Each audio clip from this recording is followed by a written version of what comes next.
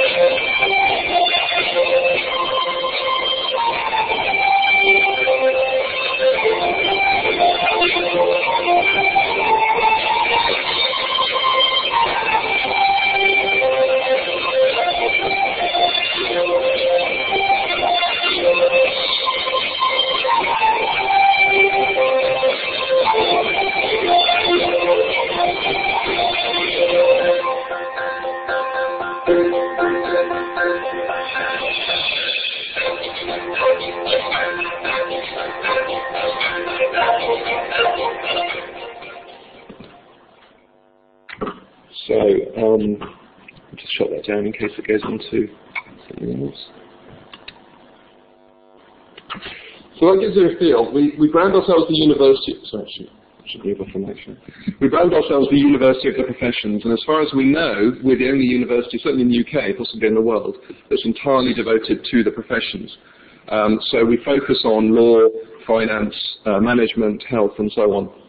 And we are multi-site, as you can see from that. Again, that's unusual. Apologies to anyone from Leeds, by the way. I don't know why they couldn't find a decent photo of Leeds, but the other photos are actually quite good. And we are also a for-profit. We were the first for-profits in the UK to get our own degree awarding powers. We were the second for-profit in the UK to get full university status. So that again makes a difference to kind of how we approach things and how we see things. So that's kind of the university context. In terms of the business school, where I work, the business school has been going for about 6 years, so we're a very sort of young organisation. This isn't quite everyone. It's everyone who was in the office on the day that photo got taken, but this is most of us. So, you know, we're not talking about a particularly huge organisation.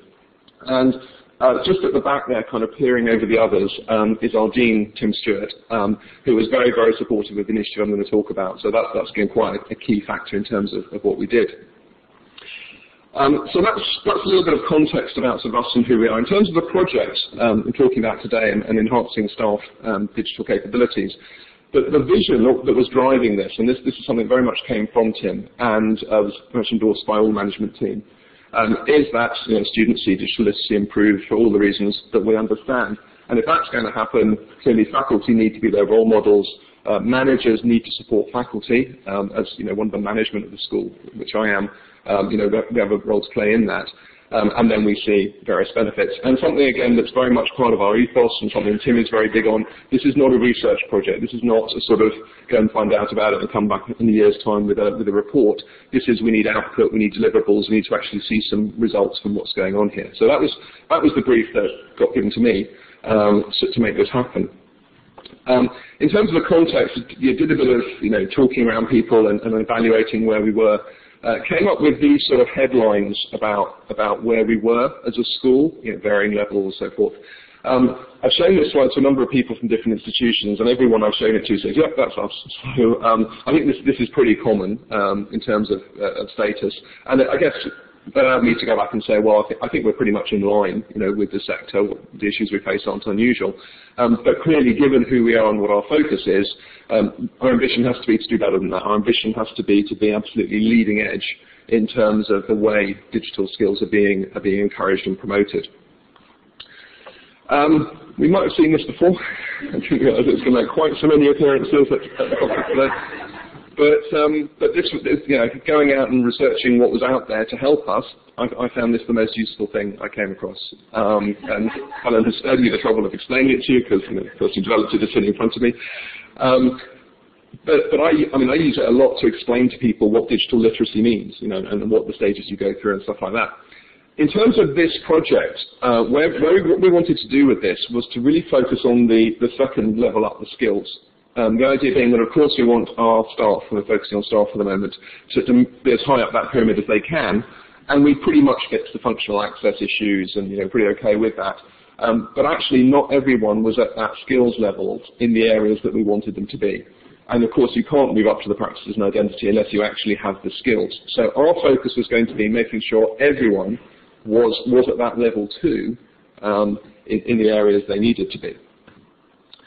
And one other bit of context that's very important to us, we are the University of Professions, so our professional body as university teachers is very important in that too. So the Higher Education Academy, and I use this a lot to quote to people to explain why this mattered, requires that you not only keep up to date with your subject, but also the pedagogy around your subject. So teaching the same way you used to teach is just not an option. And if you needed any extra evidence of that, then look to our professional body because this is what they're saying.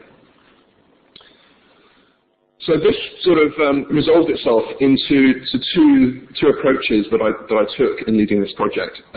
First one was about establishing a baseline, and there's actually three areas for that: online lectures and webinar management. I'm not going to talk about it at the moment. That was kind of a separate project. But we would establish a baseline for faculty digital literacy and make sure that everyone adhered to a particular standard. And then following on from that, there's more work around enhancements, and that work's got to be a lot more personalised, and it involves a sort of sharing ideas and using champions and so forth that has been talked about in some of the other presentations. So just to focus on that first bullet on the left around faculty digital literacy, what I did was get a team together from across the school representing faculty, management, support staff, and I wanted to see, could we get consensus as a group on firstly the list of tools that we wanted everyone to be skilled in, and secondly the level that we wanted them to be at. Could we actually agree that as a group? As you've seen, we're not huge organisations, so that makes getting consensus a lot easier. And actually we did. And what it resulted in was a guidance document that came out July of last year, setting out what the standards were and also what resources we would offer to help people reach those standards.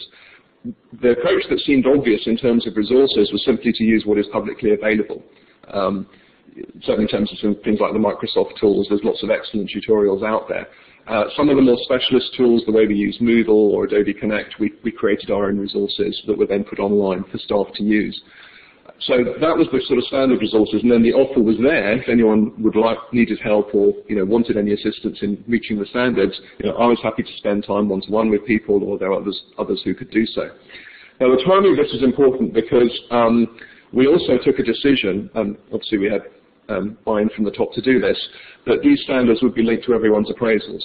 So appraisals being in September, this came out in July. The message was, right, you've got 2-3 months now, you work through this list, you identify where you're not meeting these standards, and you make sure you do. And then every member of staff had a discussion in their appraisal to say, have you met these standards? Stuart Ansell, who's mentioned on the document, is our Director of Faculty. He was assuring me he would do spot checks as well and just make sure that if you ask people how to do things, that they would know how to do it. So that's a pretty, I know for the sector, that's quite a directed approach. That's not something maybe that would fit with the culture everywhere, but like I said, because of our context and because of where we focus, we did feel this was an approach that would work. One other bit of context I should probably mention as well is that it's a requirement of all of our staff that they have some professional background, and in vast majority of cases a professional qualification.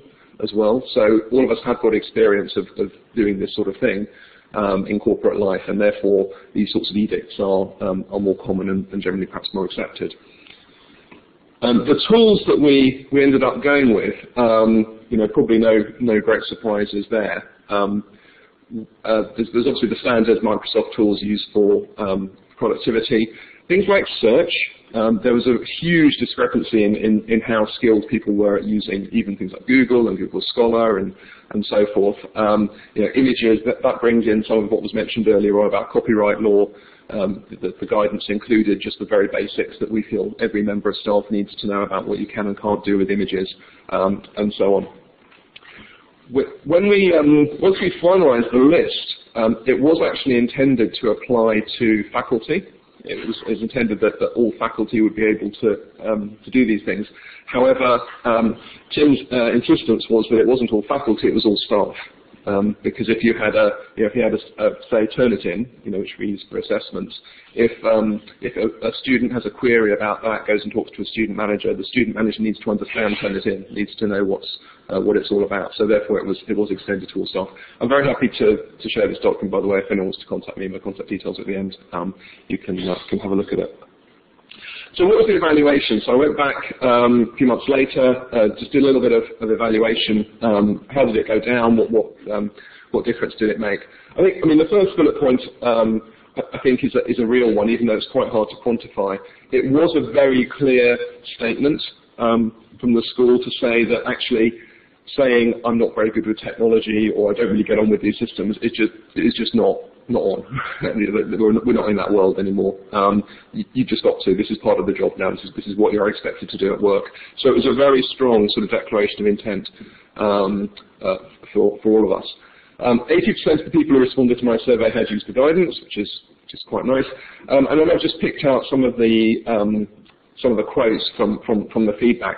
The first one, it gave me a lot of satisfaction because, I mean, a lot of this stuff is not really that complex, and a lot of it really is about knowing how to use Google cleverly and so forth. I mean, I'm not a technologist by background. I'm an accountant, HR person, finance person, got into technology in the last few years. Most of what I've learned has been using search tools and so forth. So if we can get people realising that that's what they can do and that's going to solve their problems for them, then we really are underway. And then keep drip feeding us with information, keep it uppermost in mind. We're planning to do that. I'm currently doing a review of the standards. I've got a panel of people in the school who are looking at it and going to give me their feedback. We're going to make changes. Perhaps it needs updating. Perhaps there are other tools need to be on there. Perhaps it can take something out. And therefore, we'll reissue it again in time for next September's appraisals. So it's a kind of reminder that you need to have a look at this again and just make sure that you can do all of these things. So hopefully I've timed that okay. I've tried to allow some time for questions. This is a Creative Commons image from Flickr, which I think is fantastic. I use a lot. So I'm happy to take questions, and also just as my contact details, if anyone does want to get in touch. And following on from what Sue said yesterday, a little plug for my blog, learningtrue.wordpress.com. If you go on it, you'll find out why it's called that. And I blog about sort of all education-related matters there, so do feel free to look me up in any of those places. But are there any questions? None questions. Okay.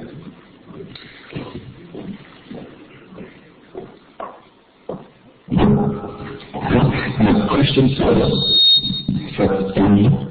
Have you found any evidence of these standards of better education for students? Have we got any evidence for better education for students? No, we haven't. And that at the moment, because it is sort of ebbing in, is kind of an act of faith, I guess.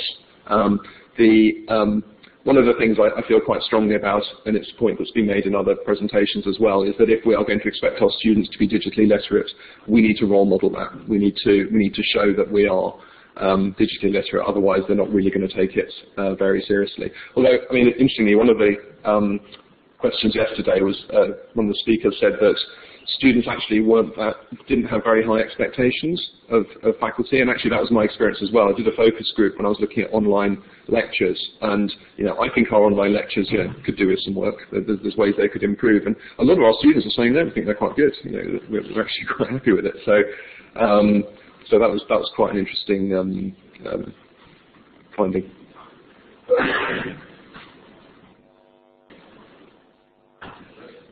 Hello. Hi, Daniel. Just a question. It seemed like, maybe I got it wrong, but the kind of guidance was around sort of developing those sort of core skills and using those technologies. Have you seen any impact in terms of, are people actually using those? And in terms of, you've noticed more digital things coming to the teaching and learning practice and stuff like that? Yeah, I guess where I noticed it most immediately is more on the operational side, because there are just some basics that I don't know if any of you guys felt, but they just really bug me. Actually, Tim, to his credit, our dean, worked through this himself, and one of my real bugbears was that his email footer was just had his phone number on it, and we have a proper email footer that we're supposed to use, and I think it's really important in terms of presenting yourself professionally and being consistent with everyone else. So I have noticed that. I've noticed people's email footers, and some of the sort of people are using some of the collaboration tools a bit more, and generally acquiring a bit more confidence in what they're doing, because that's what most of this is about, it seemed to me in the end. The tools are not difficult to use, but you need the confidence to actually try things out and go and look up what you need. So I guess there's an observable difference in that respect.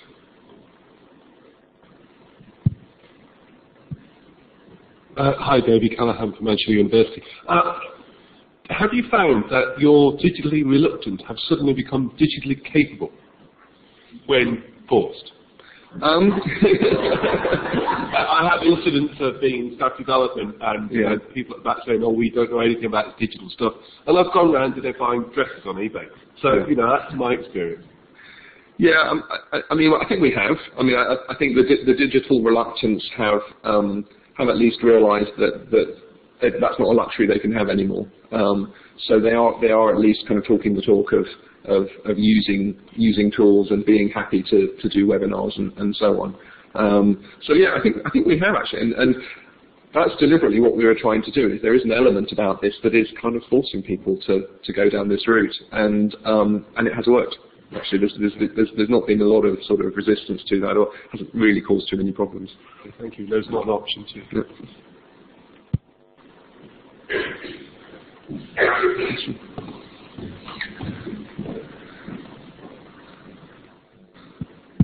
Given that you've forced people to it, what's the most common reason for people to argue against doing it?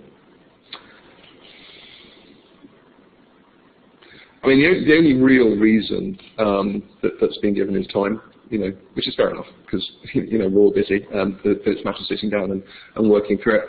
There haven't actually, I'm trying to think now before I make this statement, but I can't think that there has been any other objection raised to doing this. I think that there has been a very, very much acceptance that actually this is just something we've got to do. This is the world we live in. And as I say, the only issue there has been time, really, which it kind of makes it useful that they have these discussions with Stuart, who's their line manager for all faculty, because he can potentially do things with their workload and resourcing and so on. So yeah, that's the only issue we come across. Can I just ask how you ensure that there's a common minimum standard of proficiency amongst your staff by just telling them to go and use Google to find out answers to what they don't know? In my experience, a lot of people are not always aware of what they don't know, so they're not going to look for it. And unless you provide some kind of roadmap or guidance, I don't think Google is very good for when you already know for specific things to remove roadblocks, but not as rely on No, well, the document is quite specific, and it is a list of, you will be. I'll give you an example, because this is, and we talked about email earlier on. So, by default, Outlook, certainly the way we have it, every time you get an email, it flashes up a preview of the email in the corner of the screen. Now, there's a ton of research saying that that is a really bad idea because it just distracts you and it breaks your concentration, all that sort of thing. But a lot of people actually don't know how to turn it off. So one of the skills we put in here is I know how to manage my Outlook alert settings. And it takes you through the process of this is how you do it, this is how you go and fix it and change it. And then there's a link also to some of the guidance about what is best practice in using Outlook. So all these things about you turn off best practice. This is what I do: is just turn off all alerts. You don't have any alerts, and you look at your Outlook every hour or whatever it is, and you actually set aside time to do that. So it's making people aware that that is the best practice, and that they know the steps to go through to change it if that's what they want to do. Yeah, I'm afraid we're going to have to stop now. I know you have another question, and I guess you might well not be the only one, but perhaps we can do that over the coffee break. So thank you, Daniel, for that very interesting presentation. And thank you to Elaine and Helen again for showing us a real broad range of approaches that institutions are taking to staff digital capabilities.